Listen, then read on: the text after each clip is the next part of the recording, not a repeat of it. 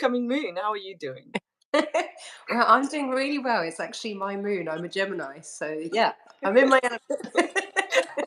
Oh, brilliant. Yeah, it's an interesting combination because we have the sun is in Sagittarius at the moment, which I'm a Yes, Sagittarian, and exactly. then the full moon is on Sunday in Gemini. You're a Gemini, which is on the opposite sides of the kind of zodiac, isn't it?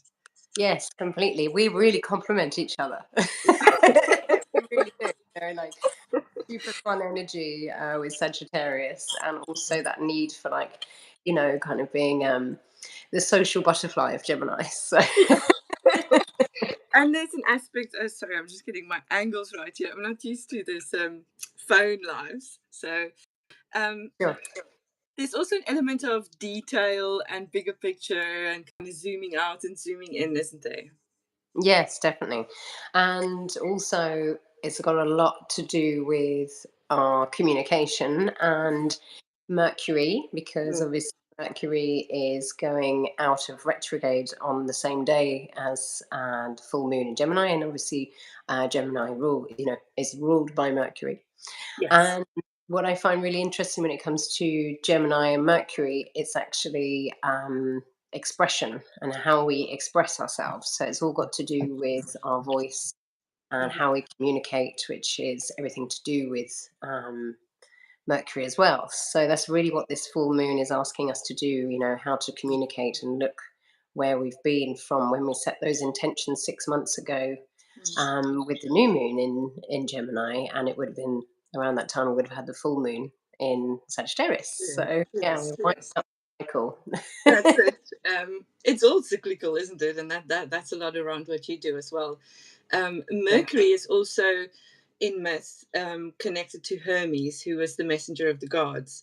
So it's always interesting for me to watch these Mercury retrogrades. And just to kind of recap what a retrograde means or is, it's the appearance of the planet moving backwards. But kind of for us as humans, or as spiritual beings, or however we want to see ourselves, it kind of puts that representation of that planet into a internal, into a introspective aspect. If I'm not mistaken. Yes, Yeah. totally. And also, there's one thing I think a lot of people maybe don't always associate with Mercury, which is obviously Mercury is all about our expression and our outward expression, and that's when it's in Gemini. But it's also the planet of Virgo, and Virgo is all about how we process things and our input into ourselves. So when it comes to a full moon, especially when it's or a Mercury retrograde, it's a time really to be thinking about how we actually express and also how we process stuff. So it's really a moment to reflect on all of that. Mm. And yeah, this full moon in Gemini is asking us to go full on now into our communication, um, with that retrograde ending as well. So we Yeah, should really be feeling that. So I think we're all looking forward to that. exactly. And there's a meteor shower. Well, the Geminid meteor showers happened, I think, from the second of the month already, kind of a little bit, but it's peaking tonight on Friday the 13th, Yes. in the early morning hours. And we should be, well, maybe not in the UK because it's very grey and cloudy, but in It the is. Northern Hemisphere. Surprised, eh? Um, you should be able to see up to 120 meters Wow. tonight, late tonight, early in the morning. Well, I hope Which is those clouds move out the way because that's something not to be missed. exactly, exactly. Sure. And there's also that connection to the space that we're in at the moment, which is kind of this death and rebirth of the sun as we're moving towards the this summer this winter solstice next Saturday, I think it is, on the 21st. Yes. It's kind of we in this darkness, and we're moving towards what's to come after that. So it is quite a powerful time. I feel there's a lot of overwhelmingness, if that was the word, in the air around that kind of inner look as to maybe reflection on the year, maybe kind of letting go, finishing off with what Yeah. we've done and experienced this year. What I love about this time of year, actually, the last 3 months of the end of the astrological cycle is the last, 3 months, which is also the winter months. Yeah. And it's that time that we really need to slow down and rest and really take that into account. But what is my favorite, one of my favorite ones is the season of Pisces, because obviously that's linked to our sleep, it's linked Mm. to subconscious mind, but it's also the month which is the depth of winter, and I love that connection. So it's really reminding us to go and hibernate for a little bit. But if Yeah. we but yes, coming back to this full moon, I did want to go through and give you all like a little mini lunar forecast, Yes. um, each sign, and see where if this lines up for you in your communication. So, would you like me to go ahead and do that? Yes. Yes. Please Yeah. go ahead. I'm all ears. So, what we're going to do is just to remind you that this full moon is all to do with your communication skills, and not just how we speak on social media or how we speak to each other, but also written communication, also how we process things as well. It's also important to remember. So, when it comes to Aries, Aries is going to be in the first house. And the first house is all about our kind of ego, it's how we look on the outside, it's our appearance to others as well, and how we want that to be seen. And that's for the rising signs of Gemini. Then we have Taurus, which is in the second house, which will all be to do with your values. So you want to look about in that in depth, if you're actually manifesting anything there that you set intentions with 6 months ago, and all to do with your values, your abundance, and your personal finances. Then we go into Pisces, which will be in the fourth house, which everything to do with home and family. So this moon may be highlighting areas of your home life that you need to communicate on, or just bringing up things, maybe conversations you need to have with parents, etc. That sort of thing. Then we have Aquarius, which will be in the fifth house, and the fifth house is something which is really fun house. It's all to do with our childhood. It's all to do with our creativity. So really, those and Aquarius really need that creativity. So they should be the sort of people that really dive into that this full moon. And they can also find it difficult to sleep, Aquarius. So it's a great thing to realize that full moons is a time that we don't always sleep the best, Yeah. and you can actually dive into those creative projects.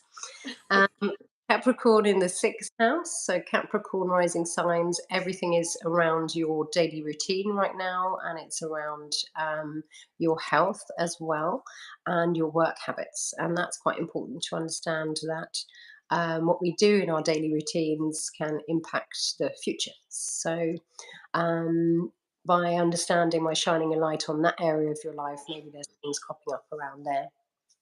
Then we have Sagittarius in the seventh house, everything to do with couples and partnerships, and not just your own partner of your love life or potential love life, but also of your work. So maybe your boss and other people in your work, how that's going.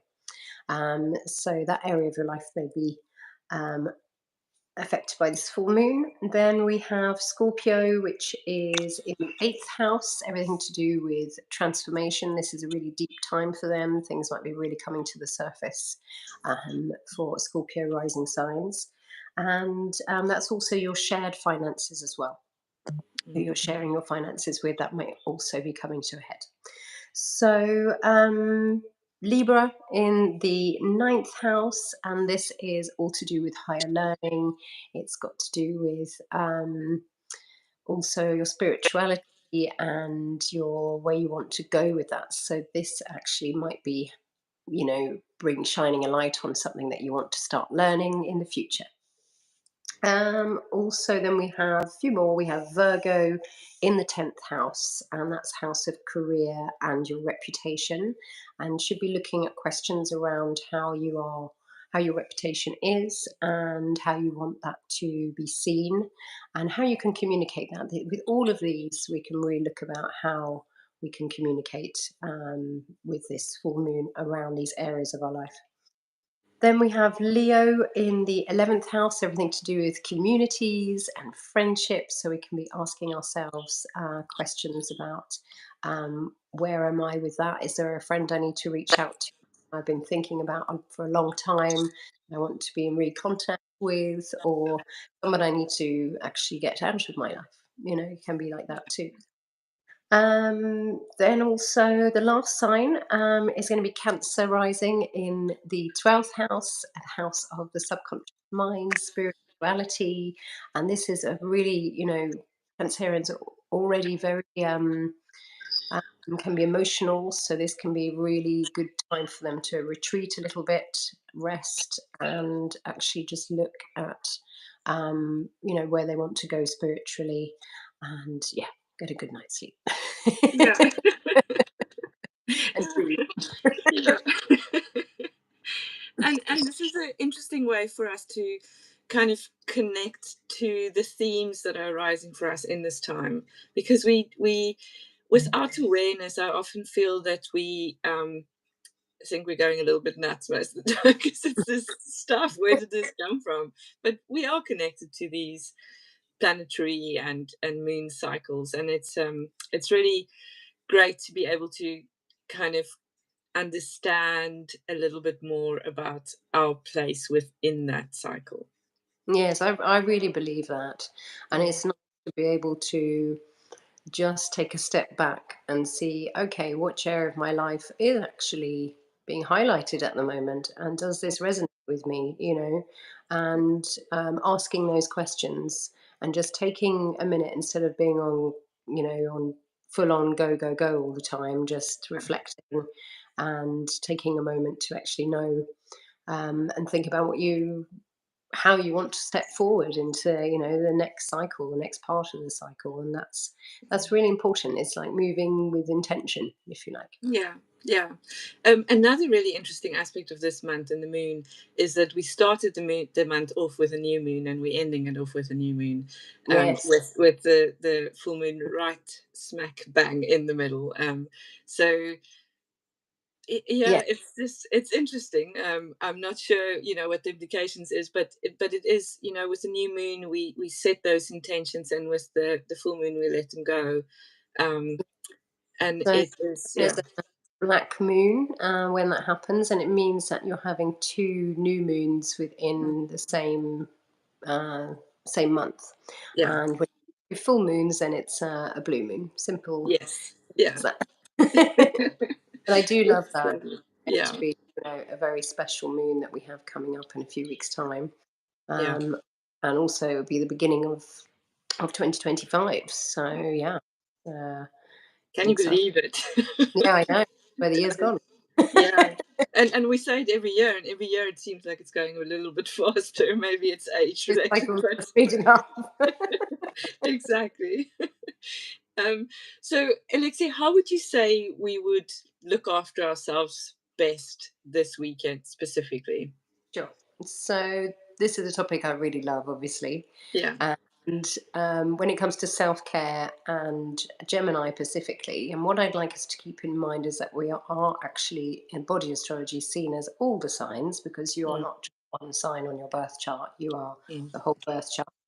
And so Gemini is the ruler of all the twins in the body, mm, which is great. And it's things like the lungs, the respiratory system.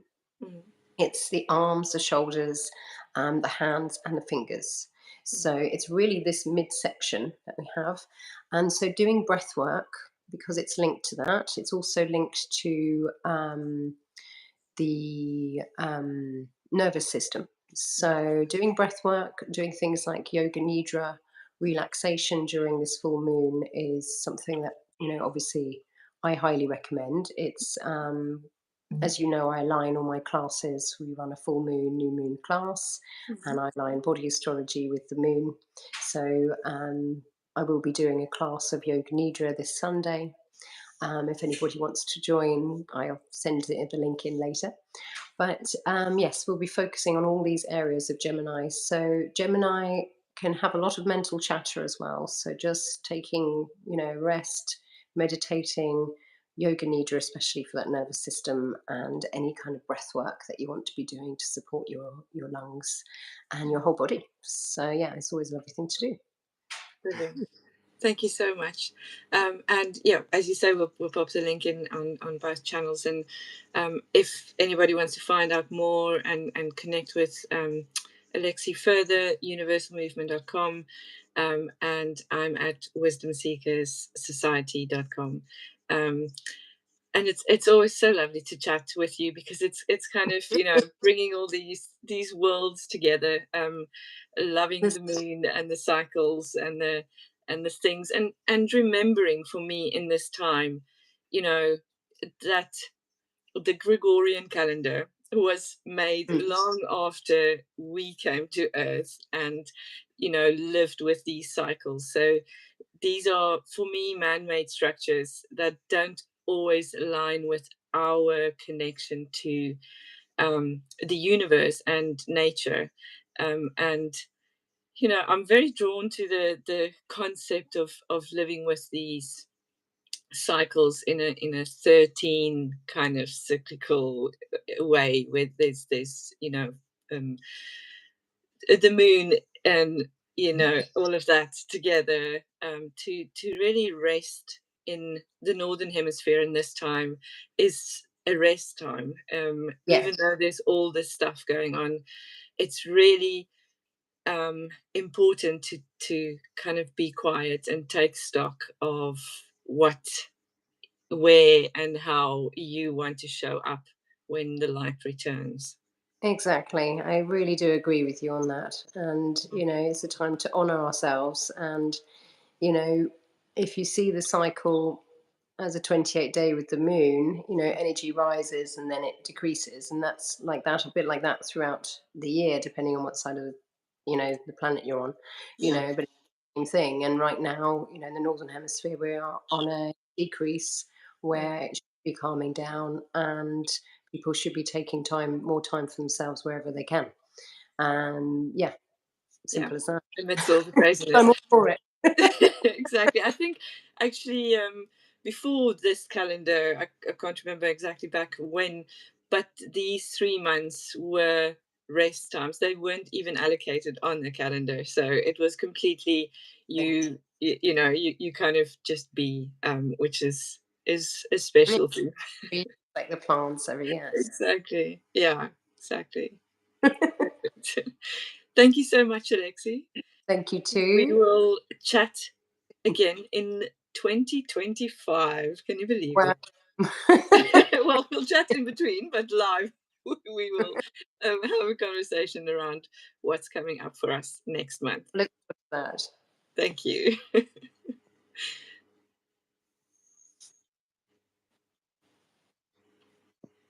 I don't know how to Good go. answer.